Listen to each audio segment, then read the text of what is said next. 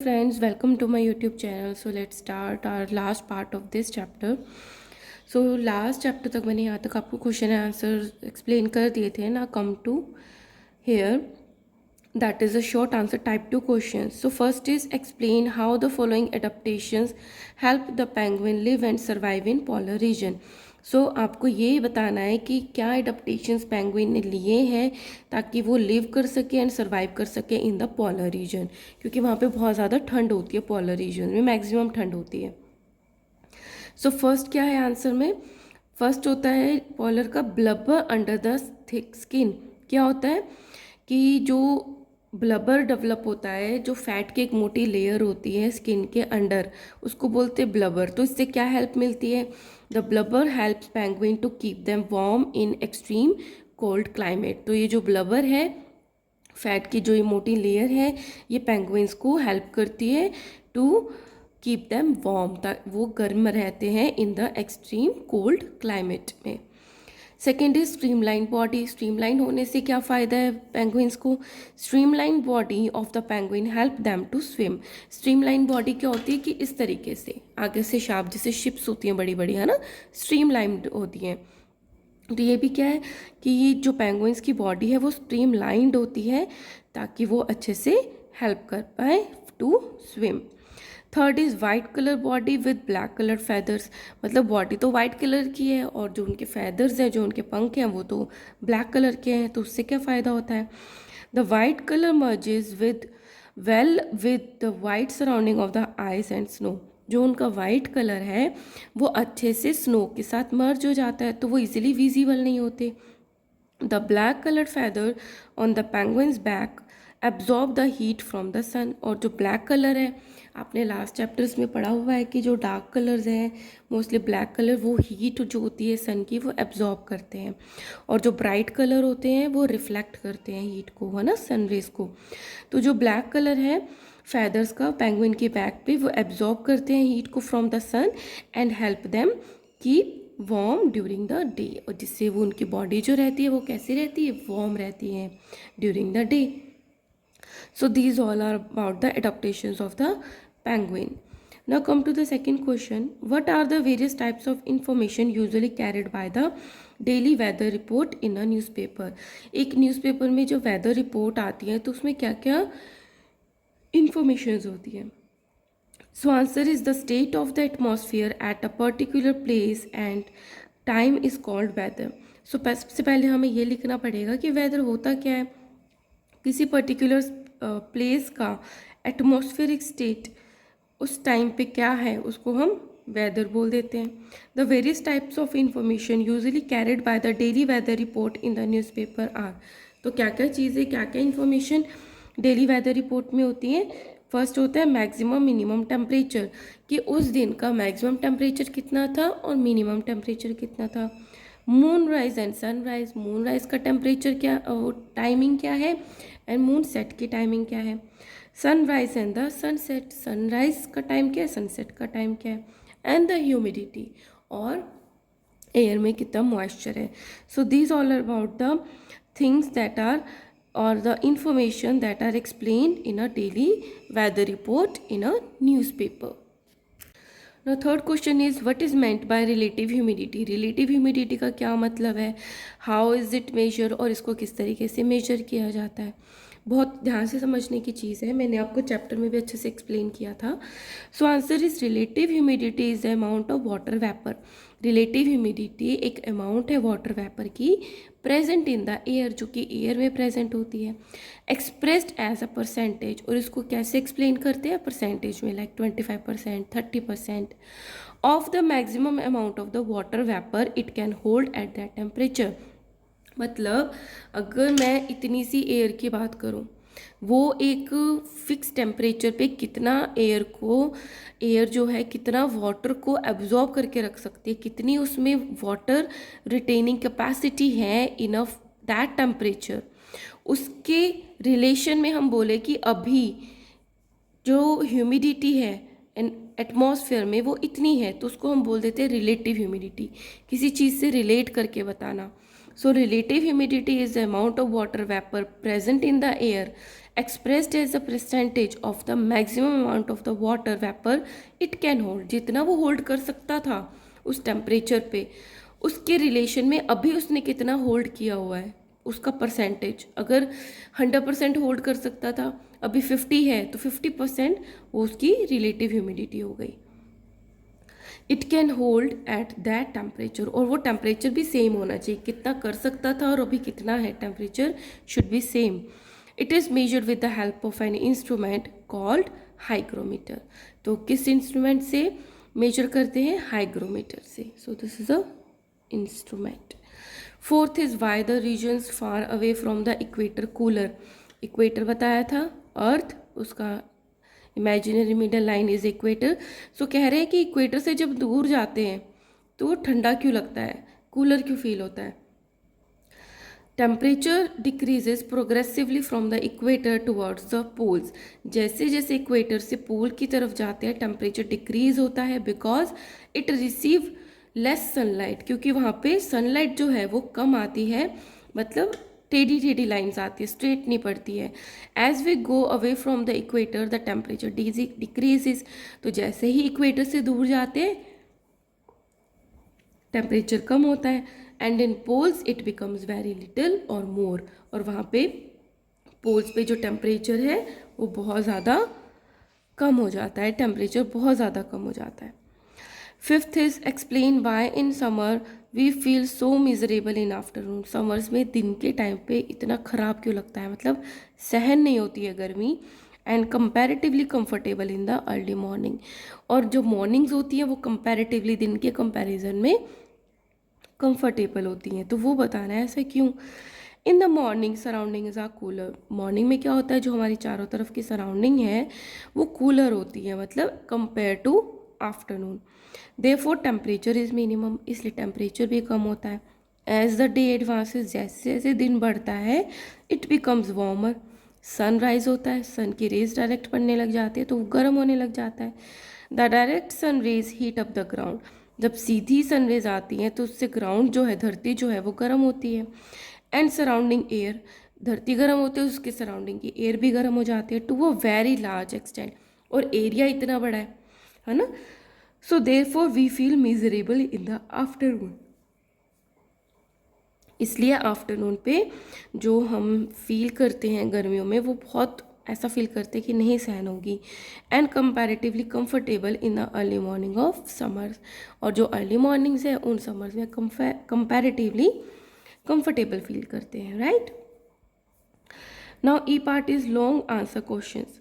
First is discuss difference between the weather and climate. So it is a very important question कि weather और climate में क्या फ़र्क है. So first is it is day-to-day information on the atmospheric condition in an area. So weather क्या होता है, day-to-day information होता है किसी particular area का. But climate क्या होता है, climate is a statistical weather information that provides information about the average weather condition of a particular place over a long period.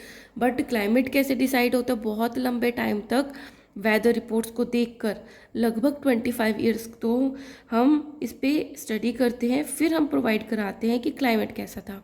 अगर ज़्यादा टाइम ठंडा रहता है तो हम बोलते हैं क्लाइमेट कोल्ड है, ज़्यादा टाइम गर्म रहता है कहते हैं क्लाइमेट हॉट है. तो over a very long period.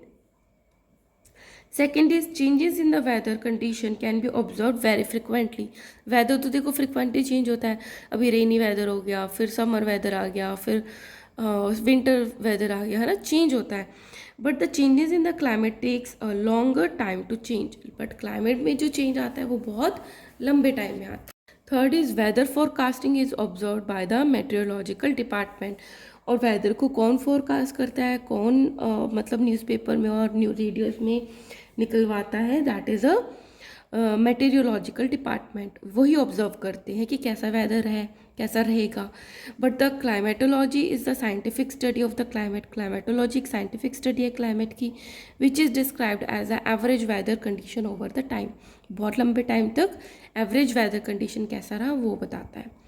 Fourth is whether is affected by temperature, pressure, humidity and the cloudiness.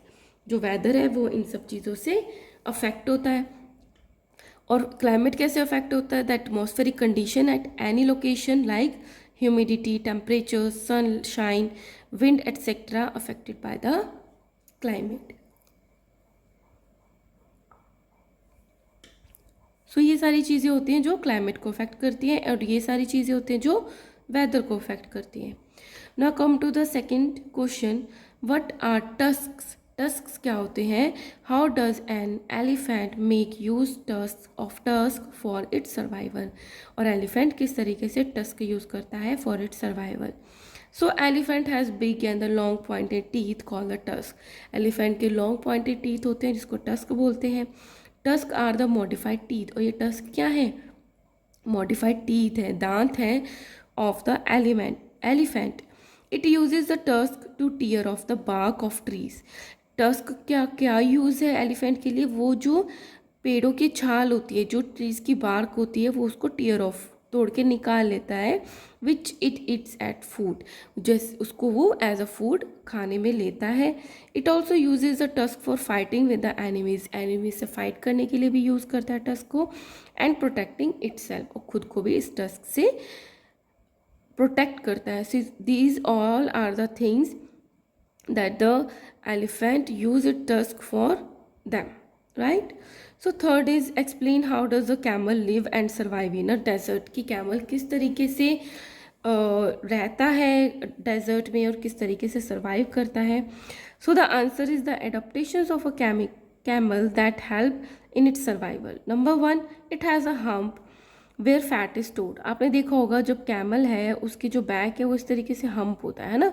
सो वो हम्प में क्या होता है? फैट स्टोर्ड होता है। तो इस फैट का क्या काम है? Camel utilises this fat as food in case of scarcity of food. जब बाई चांस कभी खाने की कमी हुई तो ये जो कैमल है इस फैट को एज अ फूड यूज़ कर लेता है, as a energy. Second is a large amount of water get stored in its stomach. अब डेजर्ट है, वहाँ पे पानी की इतनी कमी होती है, तो ये जो कैमल है ये बहुत लार्ज क्वांटिटी में वाटर को अपने स्टमक में स्टोर कर सकता है। Third, it sweats very little, पसीना भी बहुत कम आता है। And also excrete very little water in the urine, और यूरिन में भी बहुत कम वाटर को एक्सक्रीट करता है जिससे वाटर लॉस ना हो। This helps to conserve water, जिससे वाटर जो है उसकी बॉडी में कंजर्व रहता है। Fourth is it has a large sole which help to walk on soft ground. इसका जो पैर होता है, जो पंजा होता है, सोल होता है, वो भी बहुत लार्ज होता है, बड़ा होता है, ताकि वो सॉफ्ट ग्राउंड, क्योंकि वहाँ पे तो रेत होती है ना, मिट्टी होती है, ताकि वो अच्छे से चल पाए। क्योंकि देखो अगर बहुत कम एरिया होगा तो प्रेशर ज़्यादा लगता है, अगर लार्ज एरिया होगा तो प्रेशर कम लगता है, और अगर बहुत छोटे फीट होंगे इसके तो उसकी मिट्टी में धंस जाएंगे। ठीक है। Fifth is it has long legs. अब लंबी लंबी इसकी लेग्स होती हैं which keep the body away from the heat of sand, जो हीट ऑफ सैंड्स की उसकी बॉडी को अलग रखती हैं। Sixth is long eye lashes protect the eyes from sand. उसकी बड़ी बड़ी आई लैशेज होती हैं जिससे उस जो सैंड उड़ती है उससे उसकी आइज को प्रोटेक्ट करती हैं। So these all are the things which helps the camel to live and survive in a desert. Now come to the fourth question, that animals living in the polar regions adapt themselves to survive and breed in their habitat. जो polar regions के animals हैं उन्होंने खुद को इस तरीके से adopt किया है ताकि वो जिंदा भी रह पाए और ब्रीड कर पाए, मतलब अपने जैसे बच्चों को जन्म दे पाए इन देयर हैबिटेट जहाँ पे वो रहते हैं। So list the adaptations in the polar bear that help them survive in the polar region. So आपको वो एडाप्टेशंस बतानी है जो पोलर बियर्स ने एडप्ट करी हैं to survive in a polar region. So answer is polar bears have following adaptations that help them survive in a polar region. So these are the following adaptations. So number 1 is 2 thick layer of fur. जो polar beer होते हैं उनकी 2 layers होती हैं फर की। वो क्यों होती हैं? The polar bears have 2 thick layer of fur on their bodies. The outer thick layer of fur is made up of hollow air. तो जो उनकी आउटर थिक लेयर होती है उसमें एयर ट्रैप हो जाती है क्योंकि होलो हेयर होते हैं, मतलब उनके बीच में स्पेस होती है। तो अब हमने क्या पढ़ा था? एयर जो होती है वो बैड कंडक्टर ऑफ हीट होती है। The hollow hair trap air and keep the body warm. तो एयर जो होती है वो बैड कंडक्टर ऑफ हीट होती है, तो वो बॉडी की जो हीट है पोलर बियर की वो लॉस नहीं करने देती, इसलिए उसकी बॉडी वार्म रहती है। Second is blubber. ब्लबर क्या होता है? एक फैट होता है, थिक फैट लेयर होती है under the skin. So they have a thick layer of fat called the blubber under the skin that keep the body warm in extremely cold climate, जिससे उनकी बॉडी वार्म रहती है जब बहुत ज़्यादा ठंड होती है। This fat also provide nutrition. अब ये जो फैट की लेयर है ये न्यूट्रिशन भी प्रोवाइड करती है when food is less available, जब खाना जो है वो कम अवेलेबल होता है। Third is white coloured fur. उनकी बॉडी पे वाइट कलर फर होता है। The polar bear have white colour fur so that they are not easily visible in the snowy white background. अब ये जो वाइट कलर फर है ये स्नो में मर्ज हो जाता है तो वो इजीली दिख नहीं पाते हैं। It protects them against their predators. तो जो पोलर बियर्स को खाते हैं उनके जो प्रीडेटर्स हैं उनसे उनको प्रोटेक्ट करता है। Also keep them in catching there pray, और उसको हेल्प भी करता है ताकि वो अपने शिकार को कैच कर पाए। तो अपने शिकारी से तो बचाता है और खुद अच्छे से शिकार कर पाता है छुप के। Fourth is have a strong sense of smell. Smell भी उसकी बहुत सेंस जो होती है वो बहुत ज़्यादा तेज होती है। So by which it can locate and catch its prey. तो अपने शिकार को वो स्मेल भी कर लेता है और कैच भी कर पाता है। Fifth is they have short ear and tail. उसकी छोटी ईयर भी होता है और टेल भी होता है। So this prevent loss of body heat through these parts. अभी छोटा सरफेस एरिया है तो वहाँ पे ब्लड वेसल्स भी होंगी, तो ज़्यादा एरिया होगा तो हीट लॉस ज़्यादा होगा ब्लड के थ्रू, और जब कम एरिया है तो वहाँ पे हीट लॉस भी कम होता है। They have long curved and the sharp clause. तो उनके पंजों पे जो क्लॉज होते हैं वो भी कैसे होते हैं? शार्प होते हैं, लॉन्ग कर्व्ड होते हैं। Which help them to walk on ice, जिससे वो ऐसे गड़ा गड़ा के आइस पे चल पाते हैं। Seventh is paws are wide and large. जो उनके पंजे हैं, पॉज है, वो भी बहुत वाइड एंड लार्ज होते हैं। Help them swimming and also walking with ease on the snow, ताकि वो स्नो पे भी अच्छे से चल पाए और स्विमिंग भी अच्छे से कर पाए। On hot days they swim in icy cold water keep them self cool. और जब बहुत गर्मी होती है तो आइसी कोल्ड वाटर में स्विमिंग करते हैं जिससे वो कूल रहते हैं। Ninth they are also excellent swimmers. और वो बहुत ज़्यादा एक्सीलेंट स्विमर भी होते हैं। ठीक है। B is what value can we learn from these animal that adopt and self. तो वो एनिमल से आप क्या सीखते हैं? हम क्या सीखते हैं जो जिन्होंने खुद को एडॉप्ट कर लिया है according to the atmosphere, according to the climate. So we should adopt them self according to our situation. तो जिस तरीके से वो लोग एडॉप्ट करते हैं हमें भी अपनी सिचुएशंस के अकॉर्डिंग खुद को एडॉप्ट कर लेना चाहिए। कभी अच्छा टाइम आता है, कभी बुरा टाइम आता है, तो पेशेंस को लॉस नहीं करना चाहिए, खुद को एडॉप्ट कर लेना चाहिए to lead a good life, ताकि हम अच्छी लाइफ जी पाए। F hot questions. So first is where will you find an animal with small ear, tail and the legs in polar region or a desert? Why? तो आप ये बताइए कि आपको ऐसे एनिमल्स कहाँ मिलेंगे जिनके स्मॉल ईयर एंड टेल और लेग्स होंगे। तो अब आप इसको देख के समझो, small ear, tail and leg का मतलब है कि एरिया कम है। एरिया कम है तो हीट लॉस कम करना है। हीट लॉस कहाँ पे कम करना होता है? जहाँ पे ज़्यादा ठंड होती है, तो polar regions. So the animals with the small ear, tail and the legs are seen in polar region or in the cold region because animal living in the cold climate need to conserve as much heat as possible. So these shorter ear, tail and legs provide less surface area for losing heat from the body. Okay. Second is development of new cities and expansion of existing one. New cities बनती जा रही हैं और जो है existing वो expand हो रही है, फैलती जा रही है। मे अफेक्ट द क्लाइमेट, जिससे क्लाइमेट अफेक्ट हो रहा है। So is the statement correct? तो आपके अकॉर्डिंग क्या ये स्टेटमेंट करेक्ट है? वाई और वाई नॉट? अगर करेक्ट है तो वाई और नहीं है तो why not? So during the development of new cities and expansion we need to cut down large number of trees. तो जब हमें न्यू सिटीज़ बनानी होती हैं या फिर जो एग्जिस्टिंग सिटीज़ है उसको एक्सपेंशन करना होता है तो हमें लार्ज अमाउंट ऑफ ट्रीज़ को कट करना पड़ता है। ट्रीज़ क्या, प्लांट्स को भी कट करना पड़ता है, कॉजिंग डिफॉरेस्टेशन। तो जब लार्ज एरिया में large amount of trees and plants को कट करते हैं तो उसको डिफॉरेस्टेशन कहते हैं। It results in an increase amount of carbon dioxide in the atmosphere, जिससे कार्बन डाइऑक्साइड बढ़ जाती है।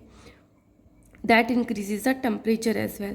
तो जब अमाउंट कार्बन डाइऑक्साइड की बढ़ती है तो वो ज़्यादा हीट को एब्जॉर्ब करती है, ठीक है, जिससे टेम्परेचर इंक्रीज हो जाता है।